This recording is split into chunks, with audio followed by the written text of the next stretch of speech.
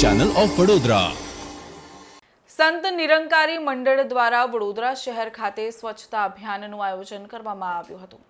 રવિવારના રોજ નિરંકારી સદગુરુ માતા સુદીક્ષાજી મહારાજના આશીષ થકી વડોદરા મ્યુનિસિપલ કોર્પોરેશનના નિર્મળ ગુજરાત પ્રોજેક્ટ કાર્યક્રમ હેઠળ સવારે 7:30 વાગ્યે વારસિયા વિસ્તારના સરસિયા તળાવ કિનારે સફાઈ સેવા કાર્યક્રમનો શુભારંભ થતા સંત નિરંકારી મંડળ વડોદરાના સંયોજક ભાવેશજી તેમજ વોર્ડ 6ના કોર્પોરેટર હીરાભાઈ કાંજવાણી સહિત વડોદરા શહેર વોર્ડ નંબર 6ના સેનેટરી ઇન્સ્પેક્ટર રજનીકાંત તેમનો સ્ટાફ ઉપસ્થિત રહ્યા હતા। આ કાર્યક્રમમાં 100 જેટલા નિરંકારી અનુયાયીઓ તથા સેવાદળ ભાઈ બહેનો તેમજ નિરંકારી ચેરિટેબલ ફાઉન્ડેશનના સ્વયંસેવકોએ ખૂબ ઉત્સાહપૂર્વક ભાગ લઈ નિસ્વાર્થ ભાવે આ મહાઅભિયાનમાં સદગુરુ માતાજીના આશીર્વાદને પાત્ર થયેલ છે।